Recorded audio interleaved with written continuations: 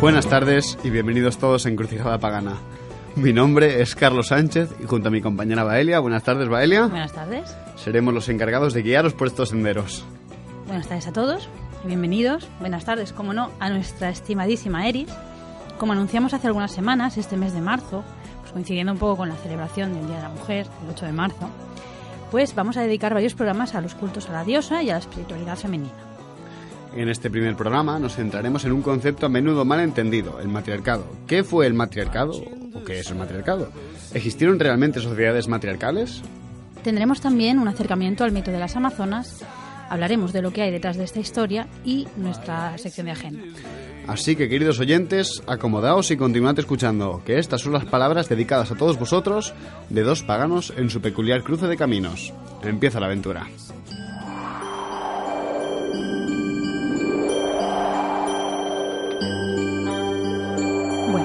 Pues hoy vamos a hablar un poquito de historia y género en las sociedades antiguas. ¿Vale? Lo primero es aclarar algunos conceptos básicos y, para empezar, pues aclarar por qué vamos a hablar de género y no de sexo, y que esto no se trata de un eufemismo. El sexo marca diferencias biológicas, pero el género es una opción sociocultural que, si bien toma como referencia al sexo, o sea, si uno es hombre o es mujer, no se reduce a estas características. El concepto de género se empieza a usar cuando surge la necesidad de superar el determinismo biológico para hablar de cuestiones culturales.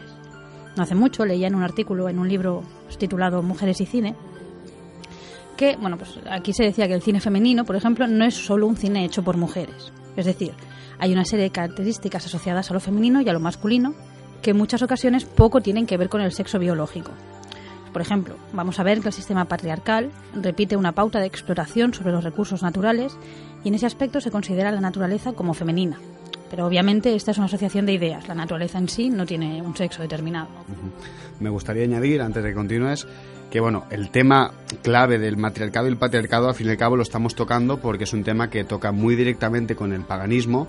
Es una idea que se mastica mucho, que se oye mucho, que se debate mucho y al fin y al cabo es de interés común. Y por eso de aquí es de que lo tratemos. Al fin y al cabo es un tema, no es pagano en el sí, pero es un tema que toca mucho el paganismo, de aquí que lo tratemos. Continúa, por favor. Vale, pero para hablar del matriarcado, pues antes tenemos que comentar un poco qué es el patriarcado. El patriarcado es el orden social que institucionaliza el dominio masculino sobre mujeres y niños, en el que los varones tienen el control de las instituciones consideradas esenciales: política, religión, economía de mercado. Pero el patriarcado es un sistema, no es un orden natural ni universal. Esto significa que igual que se estableció, puede desmantelarse. Hay diferentes tipos de patriarcado, con diversos orígenes, y como todo sistema de dominación, el patriarcado se adapta a los cambios, incluso en función de la reivindicación femenina.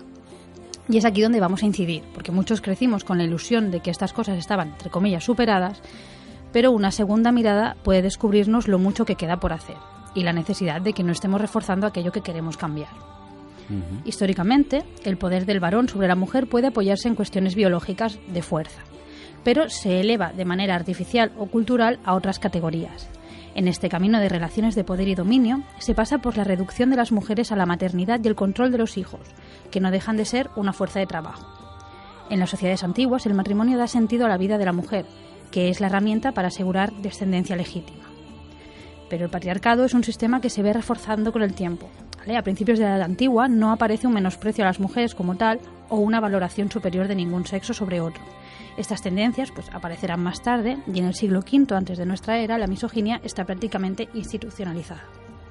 En el mundo griego, por ejemplo, gracias a filósofos como Aristóteles, la mujer se convierte en una caja que recibe la semilla del hombre e incluso encontramos mitos en los que el hombre puede reproducirse prácticamente sin intervención femenina, como sería el caso de los nacimientos de Atenea y Dionisio.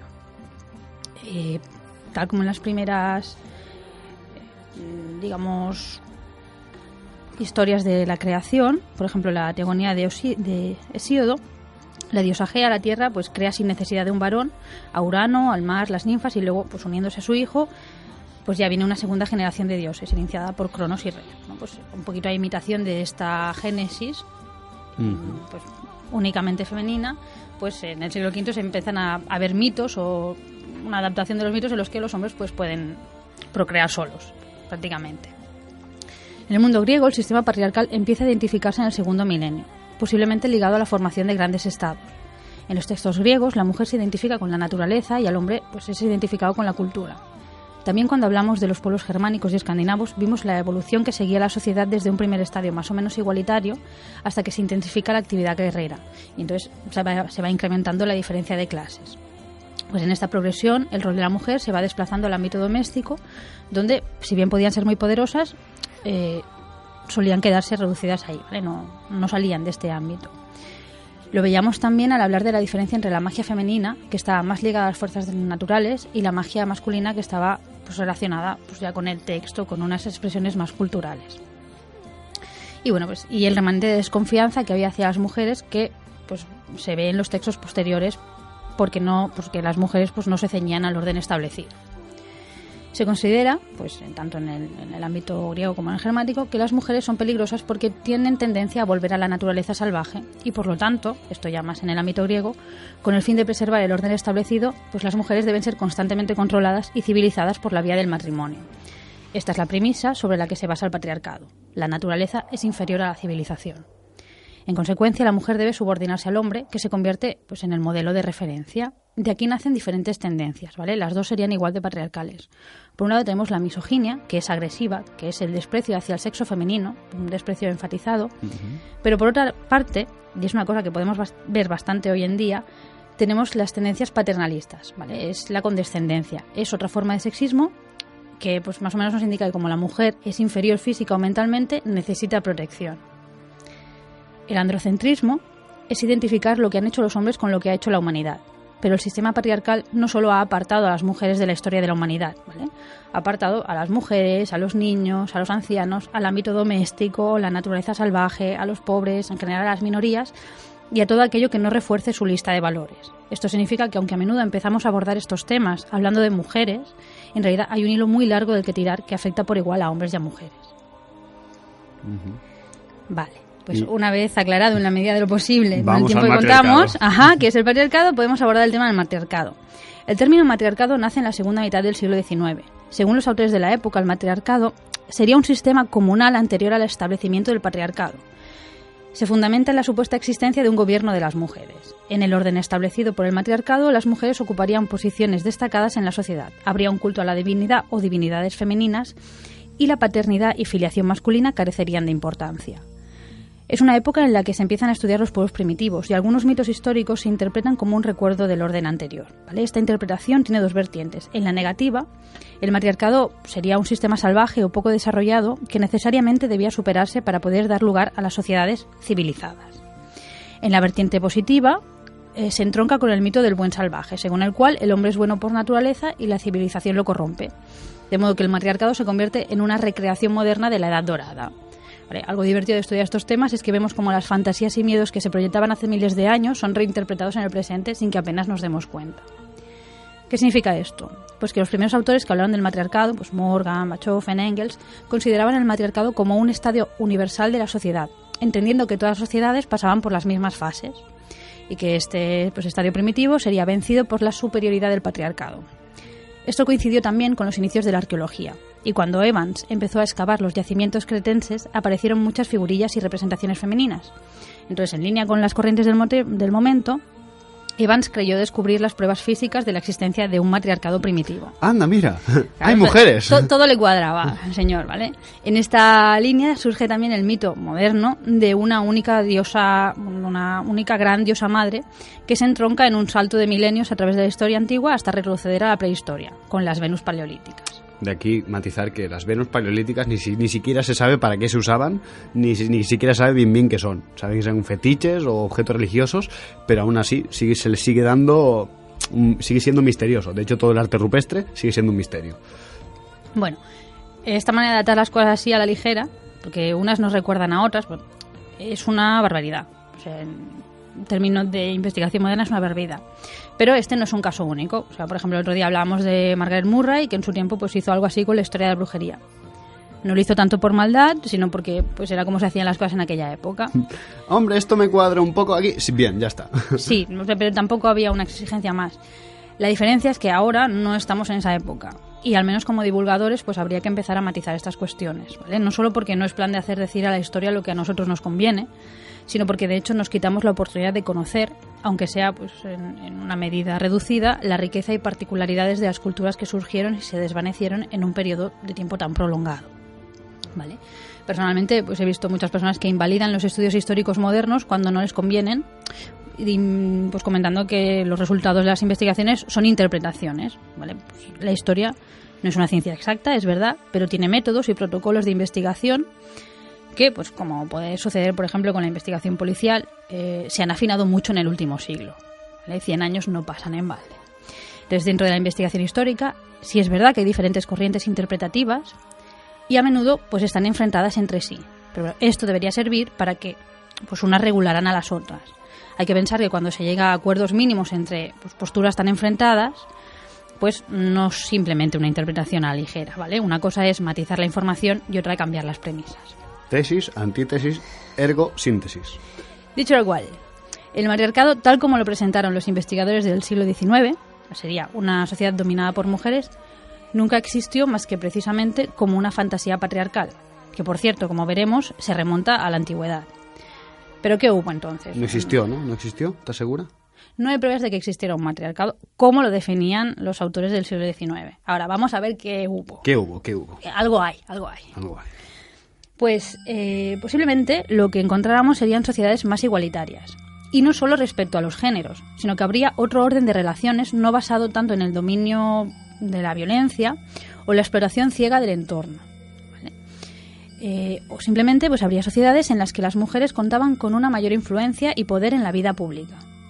De hecho, argumentando que el sufijo arcado, que viene de arge, que significa comandar, es en sí un vestigio del patriarcado, y entendiendo que un patriarcado en femenino no es esencialmente distinto al patriarcado, muchos autores modernos han preferido remarcar la diferencia empleando términos más neutros, como por ejemplo ginecocracia, ¿vale? Pues en lugar de hablar de matriarcado hablaríamos de ginecocracia. En este aspecto pues hay que ir con mucho cuidado, porque a veces se nos habla de sociedades antiguas como si la mujer hubiera tenido muchas libertades, pero en realidad siguen siendo patriarcados, simplemente que con otras estructuras, ¿vale? Esta es también una cuestión a la que nos enfrentamos en la actualidad, ¿vale? En la que más que buscar soluciones, se busca cómo callar las protestas de forma amable y condescendiente, ¿vale? Pues hay que recordar que la represión del sistema dominante no siempre es violenta y criminalizadora. Puede pasar por esta vía paternalista de decir sí. Claro lo que que tú sí. digas, claro que sí, cariño. ¿Vale?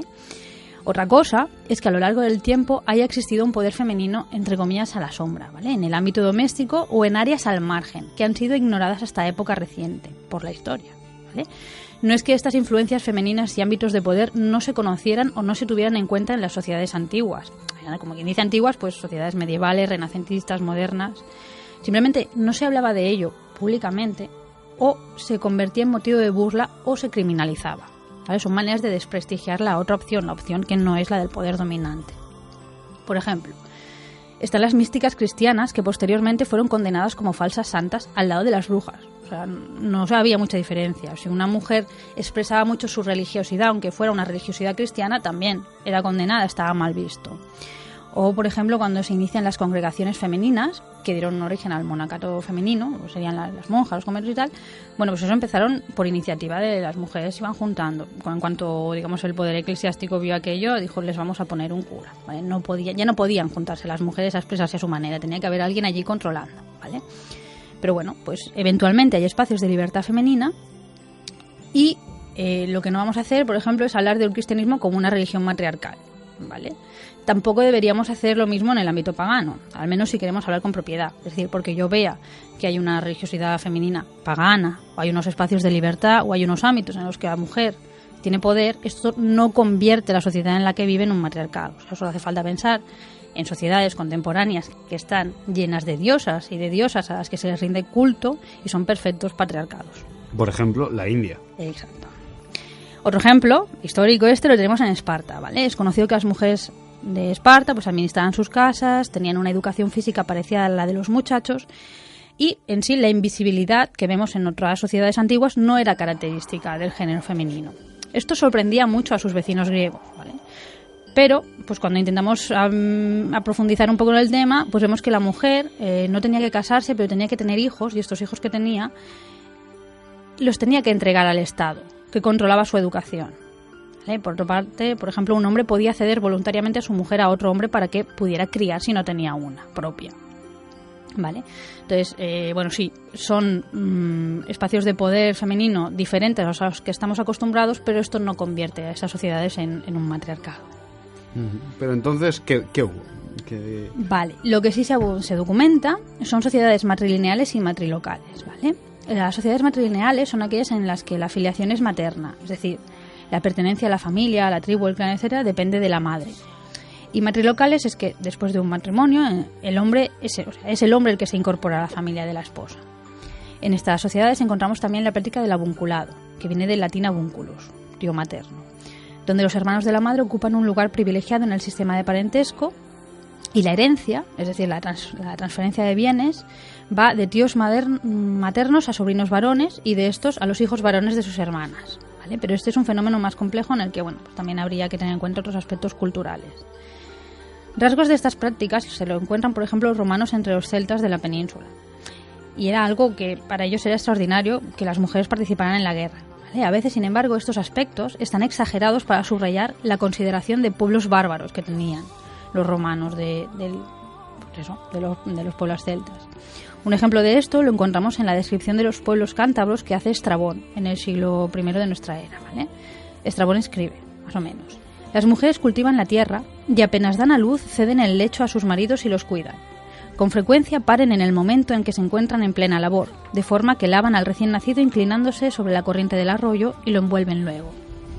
Bueno, pues estas líneas así tan cortitas, una cosa tan escueta, fue usada por autores como Bachofen del 19 y otros autores como prueba histórica de la existencia de la cobada, que sería una práctica considerada de tránsito entre el matriarcado y el patriarcado, y que tampoco tenía por qué significar eso. Exactamente, podría ser otra otra ser cosa. una apropiación masculina de bla, bla, bla, como lo que decíamos de los mitos, ¿vale? De que el hombre podía criar sin necesidad de la mujer prácticamente, ¿vale?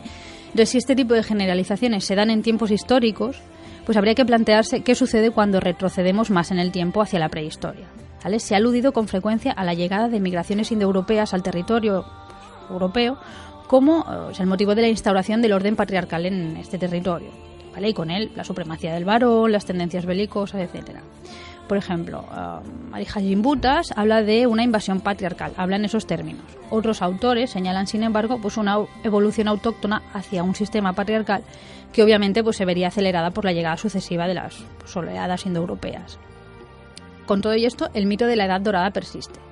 Y cuando no situamos esta época de oro pacífica en un neolítico campestre y pastoral, previo a la llegada de los indoeuropeos, pues se la hace remontar al paleolítico idealizado, ¿vale? Pero también entre los estudiosos de la prehistoria pues se documentan episodios de violencia incluso en épocas muy tempranas, ¿vale? Un ejemplo de sociedad preindoeuropea no patriarcal sería la minoica, en Creta, ¿vale? Esto estaría situado en el periodo entre el Bronce Medio y el Bronce Final. En esta sociedad no había demasiadas diferencias entre el palacio y el núcleo urbano, ¿vale? El palacio, el centro de poder, ni se defiende ni se destaca. Un ejemplo de esto sería el Palacio de Nosos, por ejemplo. Se documenta en este ámbito la existencia de muchos santuarios en los que encontramos figurillas tanto femeninas como masculinas, pero se piensa en exvotos, o sea, no en figuras a las que adorar, sino pues, en un exvoto. Y no se documentan imágenes bélicas, sino pinturas murales en las que abundan las representaciones femeninas. Entonces, las representaciones femeninas pueden estar en grupos o en procesiones o actos rituales. Estas mujeres, que por la manera en la que están vestidas o representadas se cree que son de la nobleza, se les supone una consideración social. También hay representaciones de jóvenes atletas femeninas. Algunas imágenes femeninas se asocian a serpientes, pájaros y felinos, flores de opio y otros elementos de la naturaleza.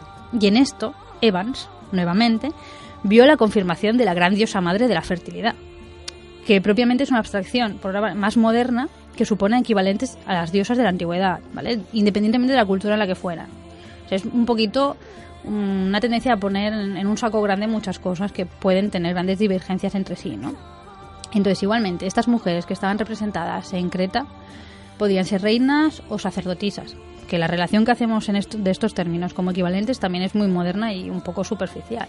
Pero había que poner cuál es el rol de una reina, cuál es el rol de una sacerdotisa, cuál es el rol de una bruja y si ellas tres consideraban que se podían meter en el mismo saco. Exactamente. Vale. Luego tenemos también entre los restos que se encuentran en esta zona está el sarcófago de la Agia Tríada, ¿vale? En este sarcófago están representados como los hombres llevan bucráneos, que son los cráneos estos de la antigüedad, para honrar al difunto, y las mujeres llevan los elementos del sacrificio. Es el único resto del contacto, la única prueba, ¿no?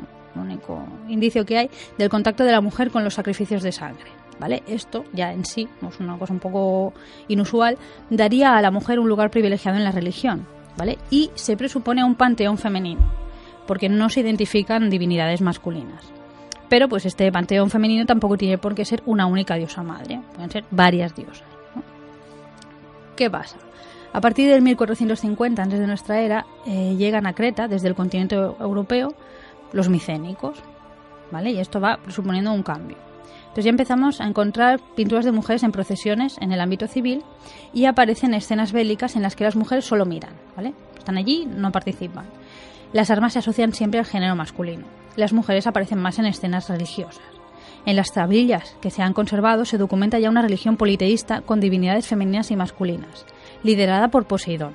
Y ya durante el primer milenio Zeus llegará a ocupar el primer lugar en el panteón. Aquí, bueno, con los restos que tenemos de las culturas micénicas, pues vemos que el ámbito político está reservado ya a los hombres.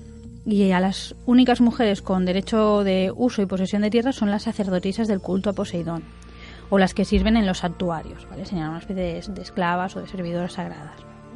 A pesar de que el ámbito religioso estuviera compartido, de hecho había una sacerdotisa como principal ejecutora del culto a Poseidón, la organización de los micénicos ya es patriarcal, aunque no hubiera una misoginia exacerbada. Las mujeres a menudo eran botines de guerra de las incursiones en Asia Menor y se las convertían en esclavas, o sea, es decir, eran una fuerza de trabajo, porque a los hombres se las mataba directamente. Bueno, muchas gracias, Valeria, por todos los apuntes históricos que nos has dado. Y, o sea, ha quedado claro, ¿no?, que el matriarcado no existió. El matriarcado como tal nunca existió. A ver, el matriarcado como se define en el 19, no. Entonces tendríamos que hablar... de ginecocracias. De ginecocracias, si quieres. A ver, yo entiendo que en el ámbito, pues, ¿cómo se dice?, no académico, por decirlo así. Cuando tú hablas con alguien, es más rápido hablar de matriarcado. Pero cuando ya empiezas a tocar ciertos temas o quieres justificar otras cosas, pues hay que ir afinando las definiciones. Podemos hablar de matriarcado si dejamos antes claro que no es un patriarcado en femenino. Podemos hablar de ginecocracia, que ya nos iría encaminando un poquito más hacia la modernidad. O simplemente podemos hablar de esto, de rasgos, de ámbitos de poder, de las mujeres, etcétera. Como tal, no hay una sociedad que esté liderada por mujeres. Bueno, pues muchas gracias por toda la información. Y ahora pasamos a un breve descanso musical y ahora volvemos con el mito de las Amazonas.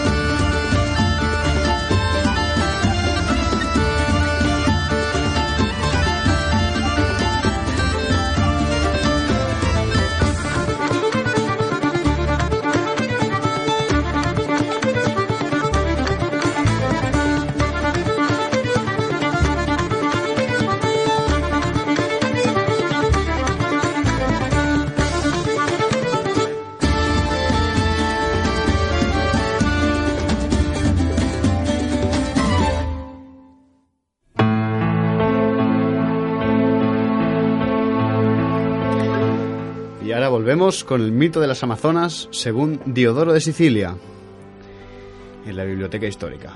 El mito dice así: en aquel entonces, y tal y como cuenta el relato, en la tierra junto al río Cermodón, la soberanía estaba en manos de un pueblo cuyas mujeres ostentaban el poder supremo y realizaban las actividades guerreras al igual que los hombres. Una de estas mujeres, la que tenía autoridad real, que destacaba por su valor en la guerra y por su fuerza corporal, reunió un ejército femenino e, instruyéndolo en el uso de armas, conquistó por la guerra algunos pueblos vecinos. Su valor y su fama fueron en aumento, lo cual la llevó a declarar la guerra pueblo tras pueblo en las tierras vecinas, y como la fortuna le seguía siendo favorable, se sentía tan orgullosa que se declaró hija de Ares. Por otra parte, asignó a los hombres el hilado de la lana y otras tareas domésticas que habían sido propias de las mujeres. También estableció leyes, en virtud de las cuales condujo a las mujeres a la guerra, e infligió a los hombres humillación y esclavitud. Por otro lado, a sus hijos les mutilaba las dos piernas y los brazos, incapacitándolos así para las exigencias de la guerra, y a las niñas les cortaban el pecho derecho para que no les sobresaliera y les estorbara cuando sus cuerpos maduraran. Por esta razón, la nación de las Amazonas recibió dicho nombre. Esta reina destacaba por su inteligencia y habilidad como general. Fundó una gran ciudad, llamada Themiscira, en la desembocadura del río Cermodón, y construyó allí un famoso palacio. Además, en sus campañas dedicaba mucha atención a la disciplina militar, y desde el primer momento dominó a todos sus vecinos hasta el río Tanais. Se dice que esta reina realizó las hazañas que han sido relatadas, y que luchando brillantemente en una batalla acabó su vida de forma heroica. Según continúa el relato, la hija de esta reina, al sucederla en el trono, emuló la excelencia de su madre, e incluso la superó con algunas hazañas particulares. Por ejemplo, ejercitó a las doncellas en la caza desde su más temprana mocedad y las entrenó diariamente en las artes de la guerra. También estableció magníficos festivales para Ares y Artemisa Tauropolus. Asimismo, luchó contra el territorio más allá de Tanais, subyugó a todos los pueblos uno tras otro hasta Tracia y, volviendo a su tierra natal con gran botín, construyó magníficos santuarios para los dioses mencionados. Además, por su benévolo gobierno sobre los pueblos subyugados, recibió de ellos el mayor respeto. También luchó en la otra dirección y conquistó una gran parte de Asia, extendiendo su poder hasta Siria. El relato cuenta que tras la muerte de esta reina, las mujeres de su familia, sucediéndose en el reino a lo largo del tiempo, gobernaron con distinción e hicieron crecer tanto el poder como la fama de la nación de las Amazonas. Muchas generaciones después de estos hechos, cuando la excelencia de estas mujeres se había divulgado por todo el mundo conocido, se dice que Heracles, hijo de Almena y Zeus, le fue asignado por Euristeo el trabajo de conseguir el cinturón de la Amazona Hipólita. Por ello, se embarcó en esta campaña y, venciendo en una gran batalla, no solo destrozó el ejército de las Amazonas, sino que, después de capturar a Hipólita, junto a su cinturón, también aniquiló completamente a este pueblo. Como resultado, los bárbaros vecinos, despreciando su debilidad y recordando sus prejuicios pasados, libraron guerras continuas contra la nación, hasta tal punto que borraron la existencia incluso del nombre de la raza de las Amazonas. Años después de la campaña de Heracles contra ellas, en la época de la guerra de Troya, se cuenta que Pentesilea, la reina de las Amazonas supervivientes, que era hija de Ares y había matado a uno de sus parientes, huyó de su tierra natal a causa de este sacrilegio. Luchando como aliada de los troyanos, tras la muerte de Héctor, mató a muchos de los griegos, y tras distinguirse en la contienda, acabó su vida heroicamente a manos de Aquiles. Se dice que Pentesilea fue la última de las Amazonas en distinguirse por su valentía y que, después de ella, la raza fue disminuyendo y perdió toda su fuerza.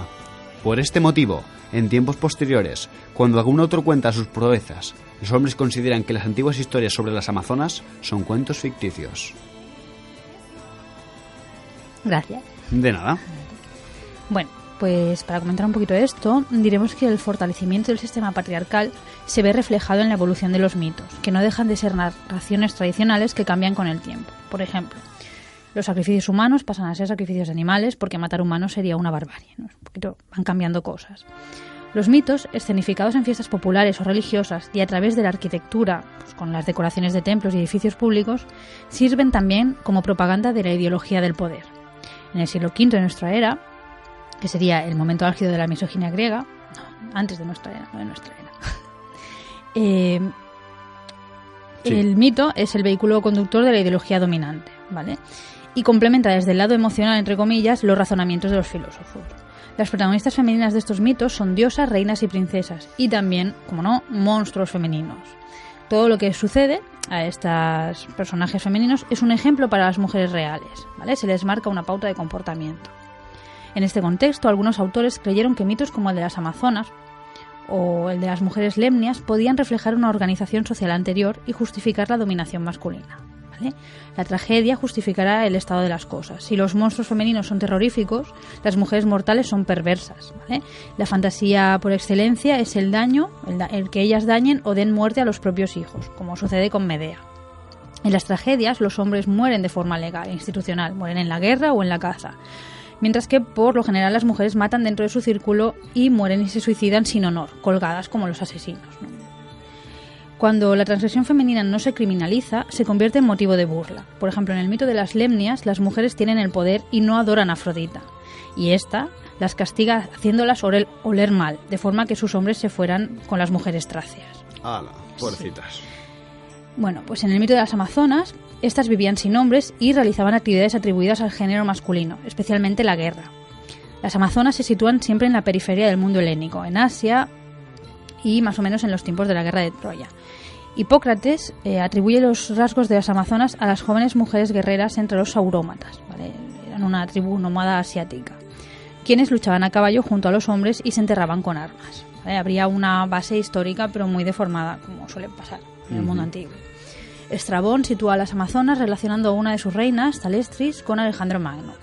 En la versión de Estrabón, las Amazonas reservaban 2 meses al año para visitar zonas donde hubiera hombres. Se unían a oscuras y de manera promiscua porque no importaba quién fuera el padre.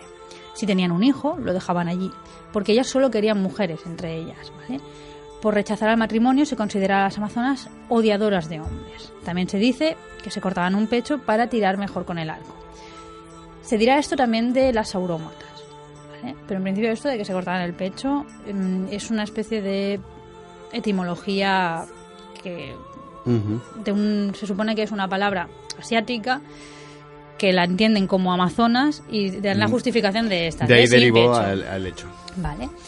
Como hemos leído, pues Diodoro de Sicilia habla de las Amazonas siguiendo las pautas de un patriarcado en femenino. Y pues vemos un cierto miedo a las mujeres crueles y vengativas que no tienen sentido de la maternidad, porque, pues como hemos visto, mutilan sin reparo a sus hijos. Algunas versiones del mito relacionan a las Amazonas con Teseo, ¿vale? Que es el fundador de Atenas. Se dice que Teseo capturó a una amazona llamada Antíope y la llevó a Atenas. Esto comportó el sitio de Atenas por parte de las Amazonas durante 3 meses antes de ser derrotadas por Teseo.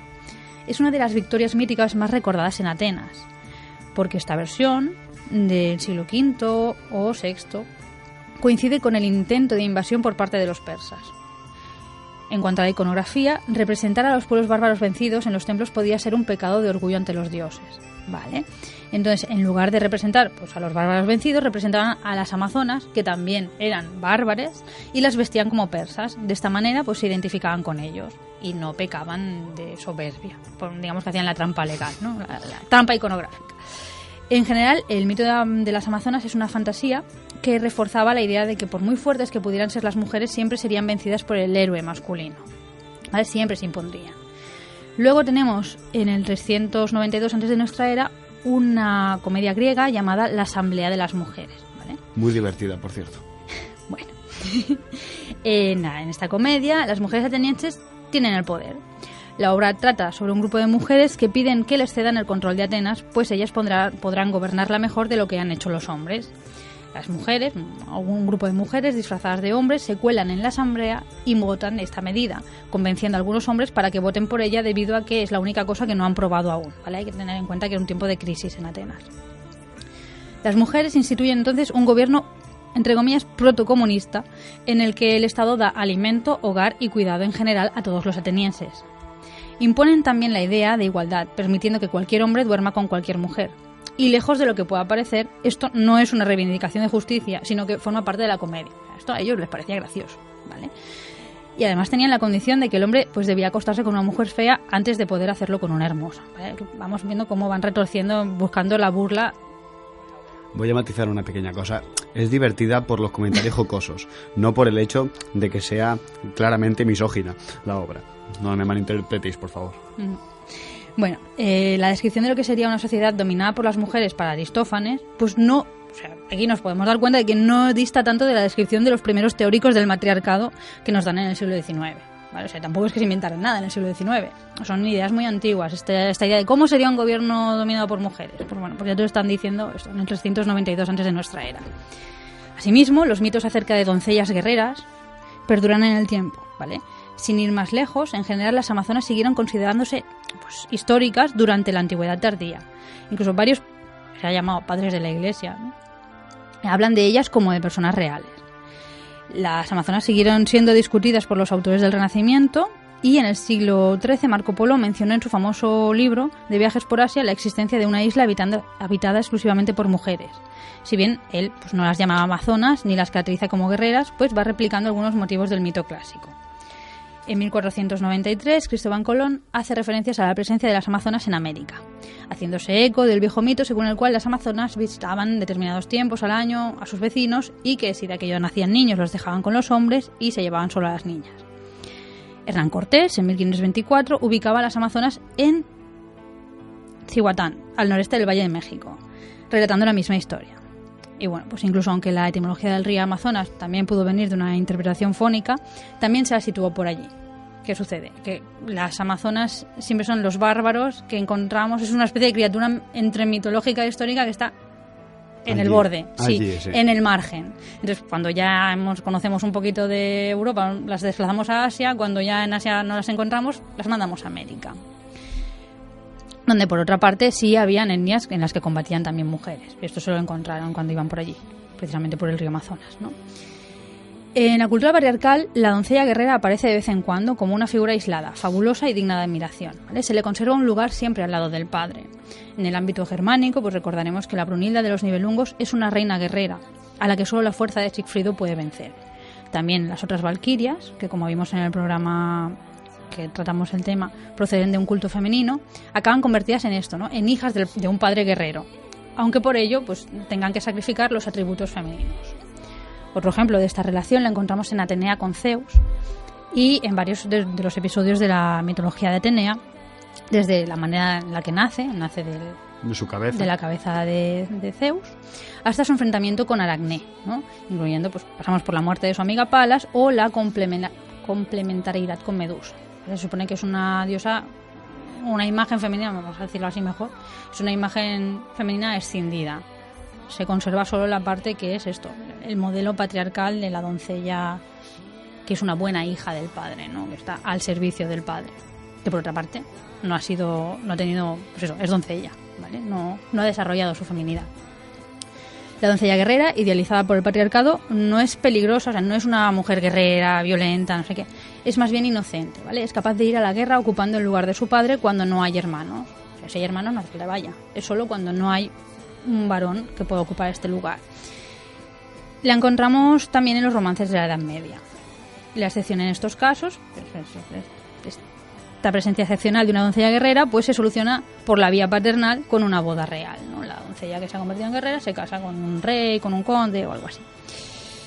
Y bueno, pues por último, pues no nos resistiremos a mencionar a Catalina de Rabuso, que fue una mujer real del siglo de oro, que bueno, a los 15 años escapó de un convento disfrazada de hombre, que era algo muy penalizado en la época, y pues pasó a vivir una vida de batallas y aventuras que la llevó por España y por América. De personalidad belicosa, siempre andó en peleas, cometió asesinatos y, convertida en conquistador, fue tristemente célebre por su crueldad con los indígenas, ¿vale? Fue condenada, pidió ayuda a la Iglesia, y la Iglesia, en lugar de condenarla o de castigarla por esta farsa, exacto, pues nada, comprobó su virginidad. Una vez comprobada, la envió al rey, que le mantuvo el grado militar, porque ya se había hecho militar, y le fue permitido usar un nombre masculino. Incluso el Papa Urbano VIII le dio permiso especial para usar ropas de hombre. Y bueno, pues muchas gracias, Baile. Sí, no, a ver, nada más comentar que pues, no me parece que una figura como, por ejemplo, la Catalina de Rabuso, que es una mujer, biológicamente, pero cumple todos los atributos de, pues eso, del patriarcado, pues hay que empezar a ver estos matices, ¿vale? Que no es que cualquier mujer que tenga un comportamiento inusual, esté luchando por los derechos de la mujer o quiera más libertad. No son casos que se dan en la historia. Pues muchas gracias por este apunte. La verdad es que es muy interesante lo de Catalina de Erauso. La verdad es que la mujer se quedó a gusto haciéndose pasar años y años por hombre, incluso dejaba enamoradas a las mujeres. Sí, por lo que les prometía que se iba a casar por lo que y luego desaparecía. Mira, era todo una truán. Sí. Y bueno, ahora pasamos a nuestra sección de reflexión, de la que hoy me encargo yo.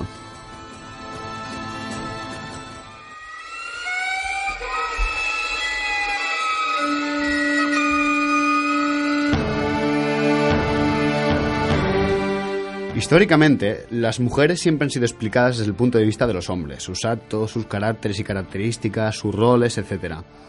Esta dominación masculina ha generado, por suerte, un rebote femenino en los últimos 2 siglos en los que la mujer ha tenido la oportunidad de poder hablar por sí misma y expresar sus ideas sobre lo que ella es sin necesidad de un filtro masculino. A ver, siempre ha habido expresiones históricas de lo que es de la mujer desde la mujer, pero digamos que en los últimos 2 siglos ya ha habido una reivindicación política importante. Aún así, son muchas las injusticias que padece la mujer en nuestros tiempos y la lucha por sus derechos sigue teniendo vigencia y sigue siendo totalmente necesaria. Aún así, siendo este un programa dedicado, digamos, al matriarcado y el patriarcado, a lo que sería un poco el lado femenino, a las mujeres, me gustaría tomar hoy la palabra como hombre para hablar precisamente de vosotras, de las mujeres. Y esto no es un retorno a un machismo o a un patriarcado que me dé autoridad, ni de broma, para opinar sobre vosotras. Es simplemente una reflexión hacia lo femenino desde lo masculino, con todo lo aprendido y observado de la historia y, cómo no, en mi vida misma. La mujer, considero yo, es un ser en pleno derecho de existir, sentir, realizarse y expresarse. Considero que tiene un derecho pleno a ser lo que ella quiera ser, así como a ser tratada en igualdad en todos los aspectos sociales y culturales. Por eso mismo, y debido a que yo defiendo la igualdad de la mujer, me gustaría remarcar el porqué de esta igualdad, que no radica en otra cosa, precisamente y curiosamente, que en sus diferencias. La mujer es muy, muy diferente al hombre. A ver, somos la misma especie, pero es muy diferente. Y a ver, y quien no quiera ver esto, le pido por favor que se remita a un sencillo libro de biología. Desde lo más evidente, su físico, hay evidencias físicas de que no somos lo mismo, hasta lo más oculto, la mente, la mujer tiene una manera de procesar la información y la realidad que los hombres, en su mayor parte, nos cuesta muchísimo de entender. Hay unas diferencias biológicas que hacen que la mujer funcione de una manera diferente. Ciclos hormonales, estructuras cerebrales, necesidades físicas, fortalezas, debilidades, que de alguna manera configuran un patrón muy distinto al masculino. Este patrón no es en ningún caso ni superior ni inferior. Es sencillamente el patrón femenino. Estas diferencias existentes son las que han sido motivo de terror en el hombre. El simple hecho de que nuestra contrapartida femenina sea tan divergente en algunos aspectos nos asusta en muchas ocasiones, y es verdad, pues como no compartimos ni experimentamos la cantidad de cosas reservadas solamente a las mujeres, se crea una incomprensión y un desconocimiento. Y como no, todo lo desconocido nos da miedo. Y es ese desconocimiento lo que motivó al hombre a someter a la mujer en lugar de apreciar sus diferencias y a comprenderse como un polo complementario y necesario. En las diferencias de la mujer, el hombre vio un terror que debía apaciguarse, ¿no? Se anuló o ridiculizó el placer femenino y se cosificó a la mujer. No olvidemos que esta cosificación, la mujer vista como un objeto, sigue hasta nuestros días en cosas tan evidentes como la publicidad, la pornografía, la literatura, el cine, etcétera, etcétera. Y esta cosificación, al fin y al cabo, era convertir a la mujer en un objeto de servicio y placer propio. Y es en contra de este miedo por el que yo hoy reflexiono. A ver, hombres del mundo, dejad de ser imbéciles, por favor, y observad a las mujeres. Observad y dejad vuestros prejuicios, por Dios, y dioses, y lo que sean. La mujer, con todas sus diferencias, es todo aquello que como hombres no podemos comprender. La unión con ella, desde un sencillo compañerismo a un profundo amor, es la aceptación de la totalidad que, como decía Platón en su mito, nos fue negada por los dioses. Esta unión empieza derribando los muros que el machismo imperante nos ha construido. Así que, dejad que vuestras emociones y sentimientos, sean cuales sean, salgan por vuestros poros. Permitid que la tristeza y el miedo, prohibidos para los hombres, pues eso era cosa de mujeres, ¿no?, sean reales en vosotros. Dejadles aflorar para comprender que no existen cosas ni de hombres ni de mujeres. Sencillamente somos personas, que los sentimientos tan asociados a lo femenino son cosa de todos y que las fortalezas tan asociadas a lo masculino son cosas que todos compartimos. Aceptad que, seamos lo que seamos, somos personas en un mismo camino que debemos andar. Y que, seáis mujeres, hombres u otra cosa, lo que queráis consideraros, sois personas con sentimientos, fortalezas y debilidades. Cosas tan humanas que nos deben hacer pensar en lo diferente con lo diferente, crea cosas increíbles y que como personas tenemos la capacidad de soñar en lo imposible y las herramientas de hacerlo real si estamos juntos, hombres, mujeres o lo que queráis ser.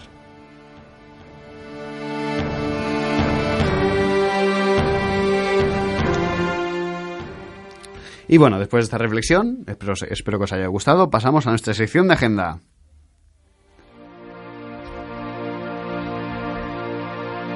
Bueno, pues como comentábamos la semana pasada, el 1 de marzo empezó la temporada activa de la campaña ambiental pagana.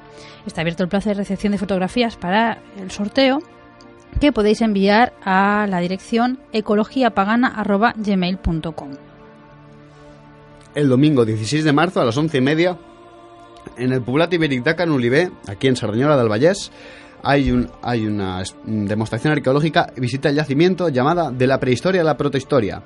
Es para mayores de 12 años. El 22 de marzo, de 10 a 2, en Sabadell, se hace el taller Creando a tu diosa interior, la doncella y la guerrera, precisamente, en la que a través de los arquetipos y las diosas de diferentes culturas aprenderemos a hacer un trabajo de autocrecimiento personal. Como coincide con el equinoccio de primavera, dentro del taller habrá un pequeño ritual de celebración de Ostara. El precio del taller es de 40 euros, pero si decís que venís de parte de Encrucijada Pagana, os costará solo 35. Para información e inscripciones podéis escribir a ainetribal@gmail.com. Y el domingo 30 de marzo, PCI Cataluña... Nos vamos de excursión. Organizamos la primera salida de la campaña ambiental y lo hacemos con Diego de Goldan Fonset, al que ya entrevistamos. Y como la excursión nos quedó pendiente en el taller de Seid, pues vamos a aprovechar para hacer una ruta sencillita para todos los públicos y en la que Diego nos contará pues el culto élfico aplicado al Seidur y la cosmología nórdica entendida pues en los bosques, ¿no? Aprovecharemos pues para hacer una pequeña celebración de Ostara e Ostre y bueno, y celebrar que la primavera ya asoma por aquí, ya la primavera trompetera. Y bueno, oyentes, si organizáis o conocéis algún evento o propuesta de actividad relacionada con el paganismo y temas afines, os invitamos a que la incluyáis en nuestra agenda escribiendo a encrucijadapagana@gmail.com o bien a través de nuestra página de Facebook.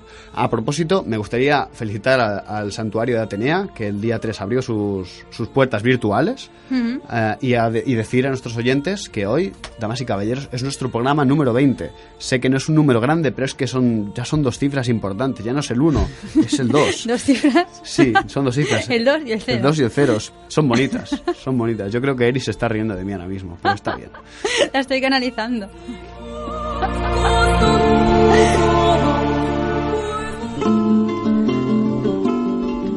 Y bueno, aquí termina nuestra emisión de hoy y esperamos que nuestro programa haya sido de vuestro agrado. Nos despedimos por hoy y hasta la semana próxima, en la que ya sí empezaremos a hablar de las corrientes neopaganas de espiritualidad femenina, del movimiento de la diosa y de pues, diferentes tradiciones en este ámbito. Exactamente, tradiciones que bueno están presentes en nuestro estado. Ya que nos quedan un par de minutos, sí, vamos a comentar también que hemos hecho la reflexión sobre la relación entre hombres y mujeres en relación con las desigualdades de género. ¿Vale? Exactamente. Una reflexión así extra que venimos hablando Carlos y yo por el camino era cómo las mujeres contribuimos al fortalecimiento del patriarcado o cómo los hombres pueden ayudar precisamente a que se cambie, ¿vale? A su debilitamiento o sobre todo a encontrar alternativas. Es muy importante ver que la mayoría de procesos que nos llevan a este tipo de extremismos, ya sean matriarcados como lo queréis llamar, al fin y al cabo son ideologías que ponen uno por encima del otro, vienen en realidad por ideas preconcebidas erradas sobre el otro. Creemos que el otro es débil, es maligno, es externo, cuando en realidad el otro al fin y al cabo no deja de ser nuestra contrapartida y por lo tanto nuestro complemento. No olvidemos que somos complementarios. Sin mujeres no habría hombres y sin hombres no habría mujeres.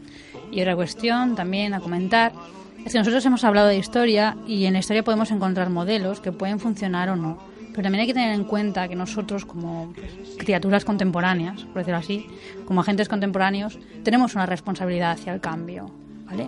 A lo mejor en el pasado podemos encontrar modelos, no encontrar una cosa hecha, a lo mejor los cambios los tenemos que hacer nosotros, ¿no? y ser capaces de encontrar alternativas, no proyectarnos en fantasías hacia un pasado o hacia un futuro remoto, sino de actuar en el día a día por los cambios que queremos ver. Exactamente. Así que no vale de nada pensar en la igualdad de la mujer si ella sigue cobrando un 30% menos. No vale de nada decir que las mujeres ya tienen voto si ellas al fin y al cabo no están ostentando ni siquiera... Si no importa a quién votes. Exactamente. Exacto. Así que bueno, después de esta reflexión agradecemos a Xavi Casas en el apartado técnico, como no, nuestro gran técnico. También agradecemos a todos los oyentes que nos acompañan ahora aquí en directo, desde internet o desde las radios. Pues... A propósito, perdona, Baelia, Dime. hoy quiero lanzar así un llamamiento. Uy, ¿a quién vas a llamar? No, es que si hay alguien de Sardañola que nos está escuchando, si es una señora mayor, exactamente tiene que ser una señora mayor, que nos lo diga, que se pase por la radio, más que nada que Baelia está encantadísima pensando que puede haber señoras que nos están escuchando. Mientras hacen punto. Exactamente. Si hace punto ya esta señora, desde aquí le mando un mensaje de amor y de amistad eterna, solo porque Baelia está loca por pensar que hay señoras que nos escuchan. Y bueno, Está bien, agradezco personalmente a Eris estos momentos y los regalos que me hace vía errores de Yastel.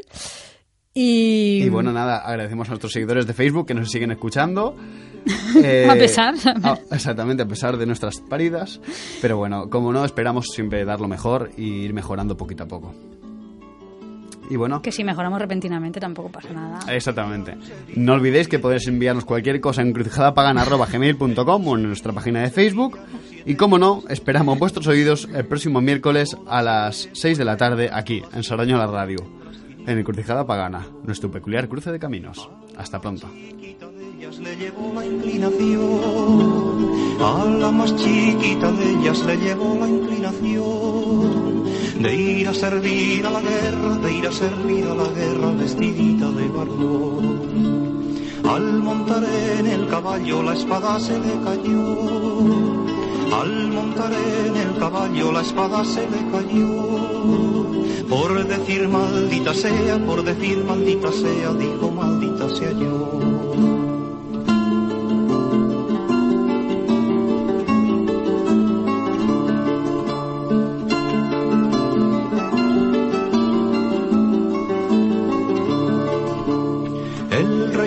Estaba oyendo de amores se cautivó, el rey que lo estaba oyendo de amores se cautivó.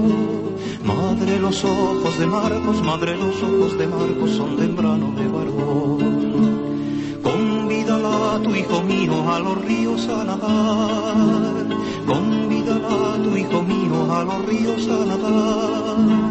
Que si ella fuese hembra, no se querrá desnudar. Toditos los caballeros empiezan a desnudar, toditos los caballeros empiezan a desnudar. Y el caballero don Marcos se ha retirado a llorar.